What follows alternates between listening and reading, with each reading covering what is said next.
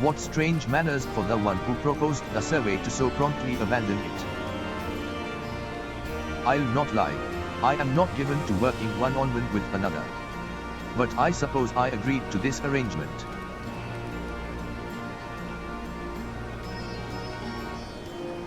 Well, we had best be on our way. As I recall, Milwain's Sacrarium is still closed for construction, so let us try our luck at Azanith or Shuri. You have no objection to traveling separately, I trust. Good. I shall see you in Ulda.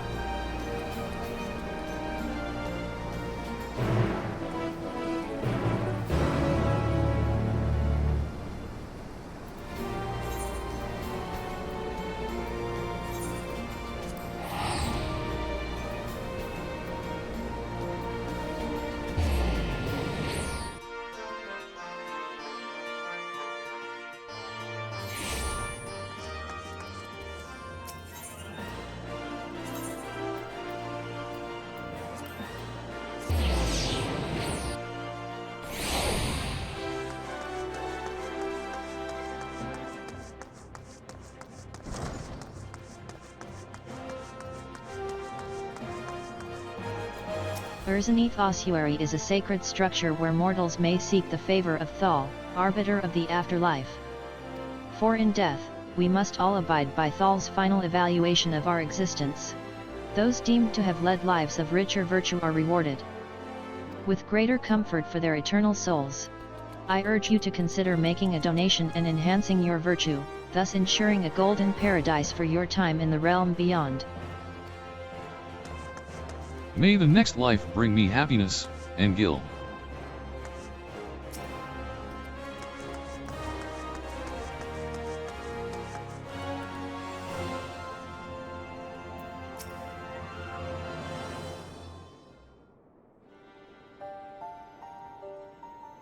You are here.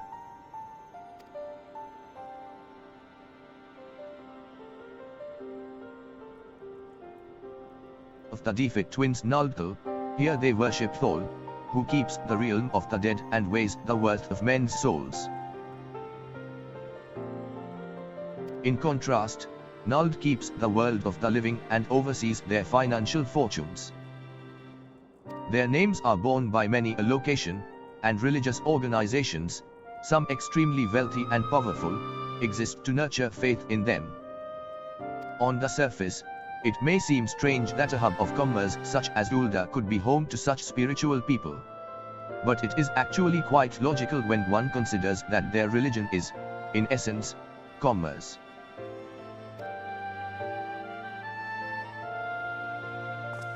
In any event, Nald is a truly unusual divinity. What was originally held to be one god came to be worshipped as twins. Indeed, rather than two distinct entities, that which we encountered was a single being possessed of two personalities.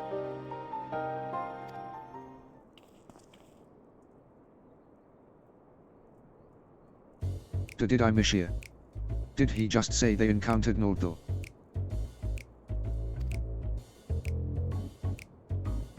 And while his appearance differs somewhat to the divinities worshipped, it cannot be denied that there are striking similarities in their nature.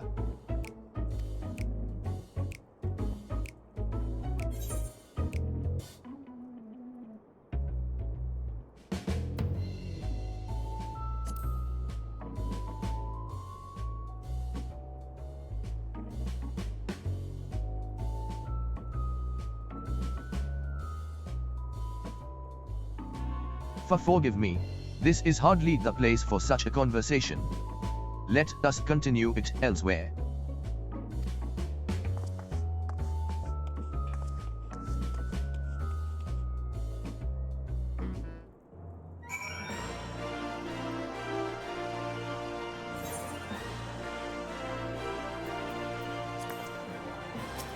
"'Twas careless of me to openly speak of our encounter with the divinity within a place where he is worshipped. Hereon, I shall exercise greater caution. I thank you for alerting me to my indiscretion, and ask that you keep it between us."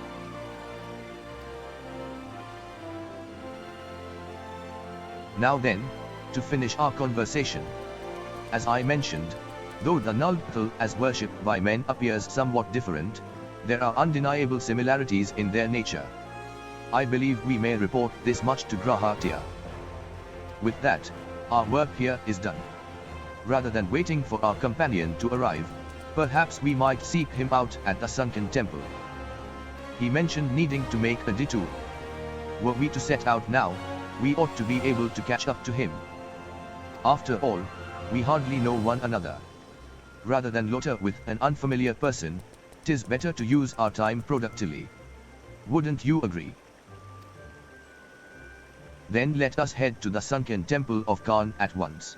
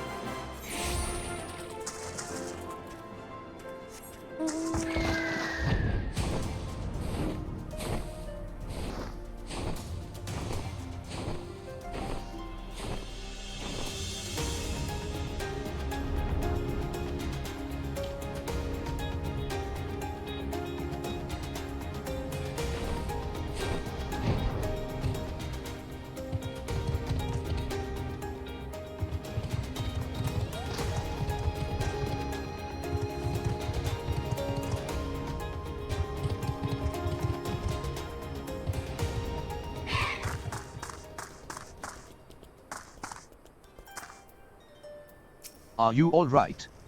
If you hear me, please say something.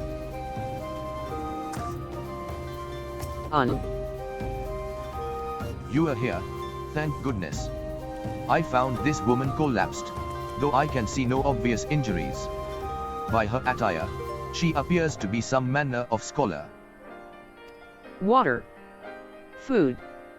In my bag. Please. I see. Kenekotine, may I trouble you to find her bag?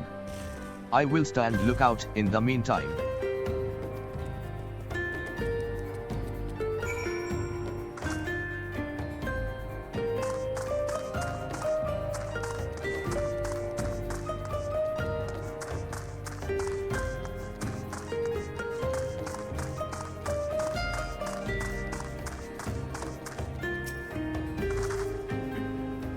Examining the bag, you find a skin with a little water left, but there appears to be no provender. For now, you decide to take the water to the woman.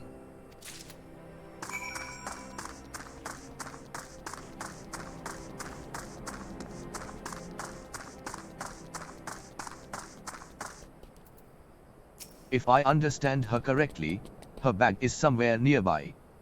Please find it. So thirsty. So hungry.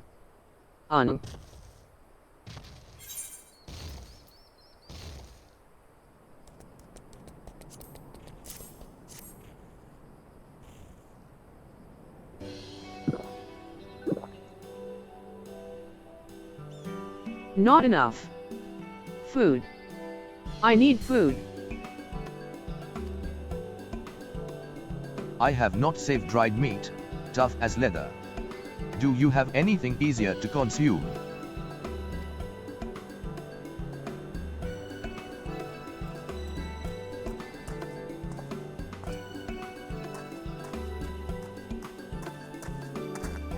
Kenekotine, Deryk. What are you doing here? Actually, that can wait.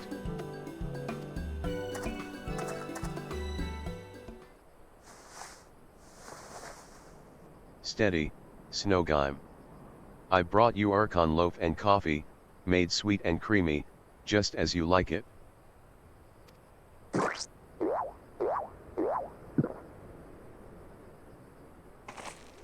Ash, I am reborn. Washed down with a sweet beverage, the life-giving nutrients of Archon loaf permeate my being from head to toe. Thank you, kind stranger. However you knew my preferred source of sustenance, you are truly a godsend. Oh, it's you, Raha. What brings you here? I don't recall mentioning my filed work. It's for my research into the Beladians' worship of Eorzea, you see. Haven't you heard from Kryle? The students are presently investigating the 12, and we would prevail upon your expertise.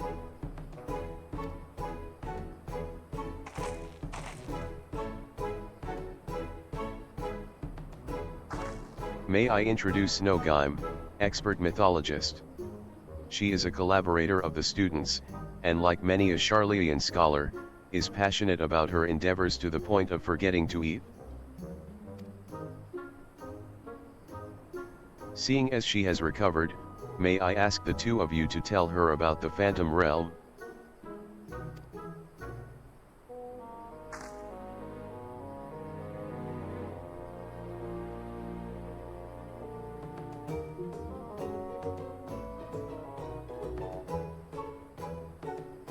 The 12 abide in the Phantom Realm, and you exchange not only words with them, but blows besides? Incredible! And your description of the domains, a thunderous tower in one and a sweltering city in another, are precisely as the heavens of lightning and fire are depicted in legend. In ancient times, worshippers of the 12 believed that there exist 7 heavens and 7 hells. Etherology has since established that departed souls return to the ethereal sea.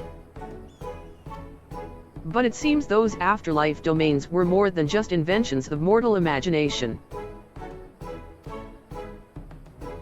As a pursuer of myths, I must say it feels somewhat anticlimactic to suddenly have these revelations given to me.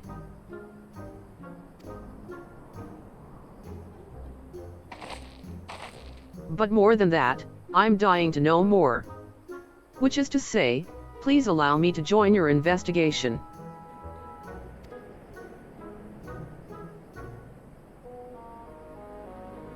Ahem. We would, of course, welcome your presence. Without further ado, then, let us head to the Omphalos. Kryle awaits us there.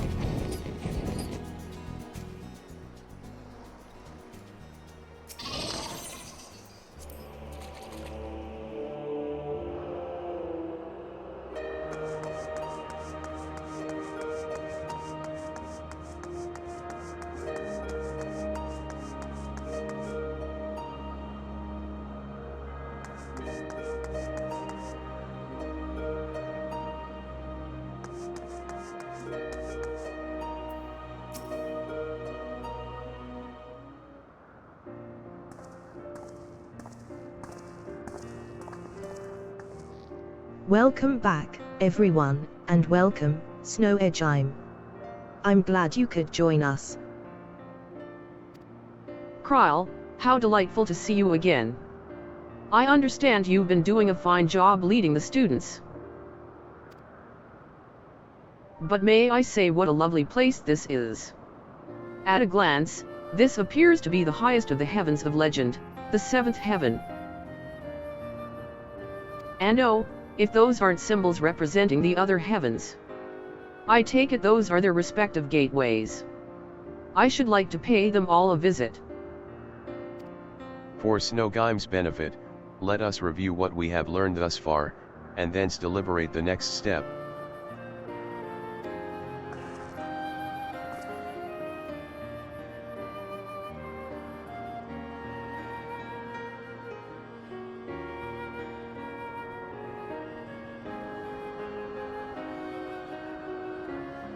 The gods reappeared before us in Ralgru's reach, though they were disguised as unassuming creatures, their laws forbid them from showing their true forms outside their realm.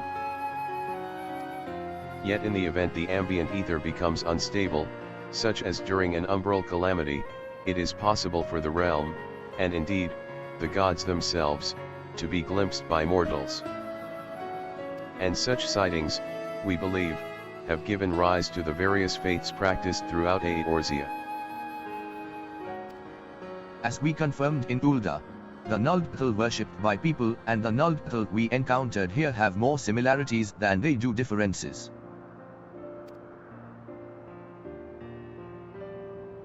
In the course of exploring the Omphalos, two things caught my attention.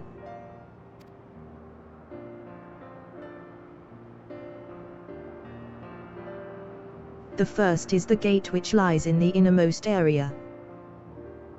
If each of the other 6 gates lead to an elementally aspected heaven, and we stand in the 7th heaven as Snow Edgeheim says.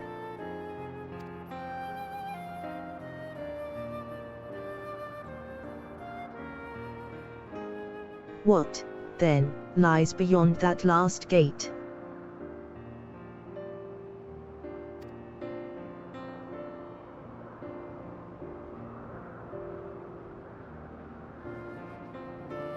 The second is this monument. It harbors some manner of magic, unlike anything I've seen before. I will endeavor to decipher it, but it will take time.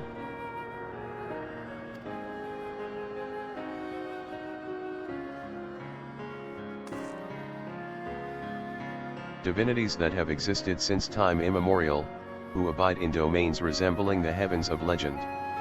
Why have they chosen to reveal themselves to mortals, seeking battle? Unless they favor us with more of their secrets, 'twould seem this monument holds the key to solving the mystery. Indeed. Much and more yet lies beyond our understanding, but we'll keep chasing the truth together. As I'm sure you'll agree, though, this is tiring work, both mentally and physically. We need to pace ourselves. To which end, might I suggest we return to Revenant's Toll and have a rest before we embark on the next stage of our investigation.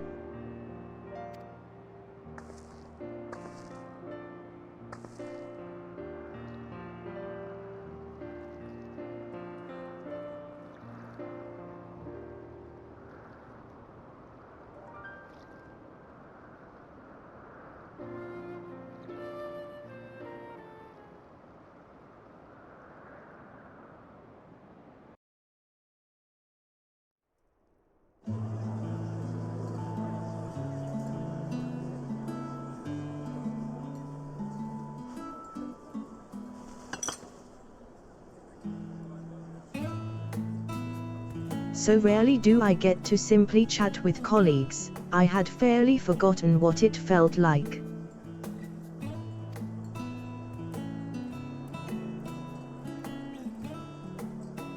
Indeed. And it's quite fitting that we should be doing so here at the 7th heaven.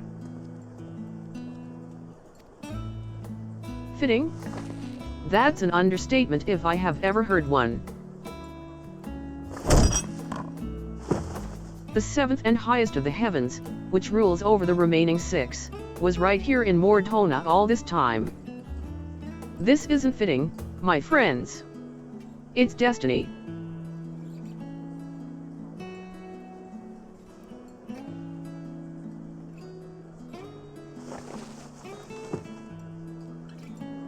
You are obviously well versed in the myths surrounding the heavens and hells.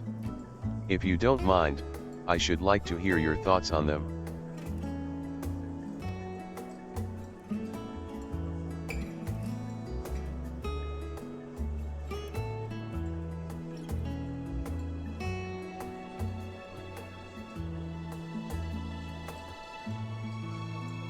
Invested as they are in their research, it doesn't take much to stoke their passions.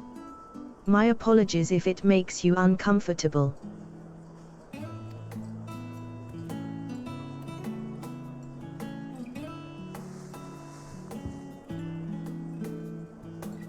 Having always traveled alone, I'm admittedly not too familiar with such a lively atmosphere.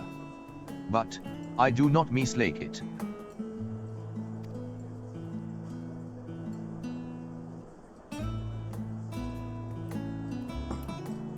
By the way, the two of you arrived at the sunken temple rather quickly. Did something happen?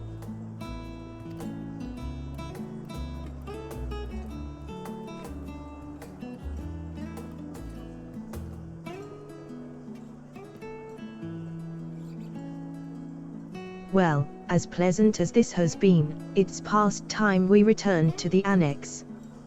The paperwork for this commission isn't going to complete itself, alas. Then I shall take myself to the Omphalos. There's so much there that I'd like to see.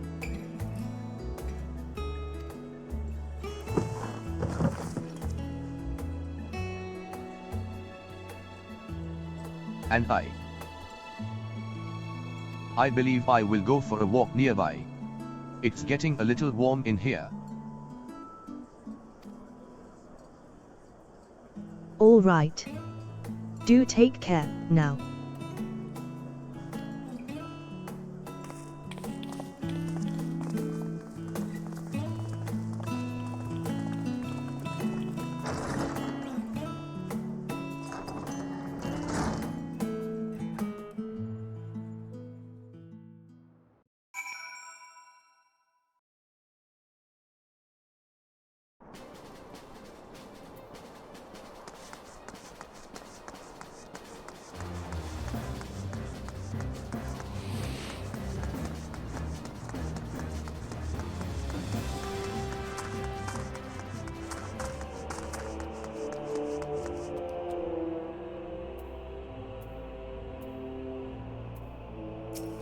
Oh, nicotine. It's pleasant, isn't it? The smells and sounds of a tavern. It makes one feel alive. And afterwards stepping outside alone and breathing the cool air. I like that just as much. While we await developments, I shall remain here in Revenant Stole. If there are any tidings, rest assured I will share them with you. Thank you for your help thus far. I doubt so much could have been accomplished without you.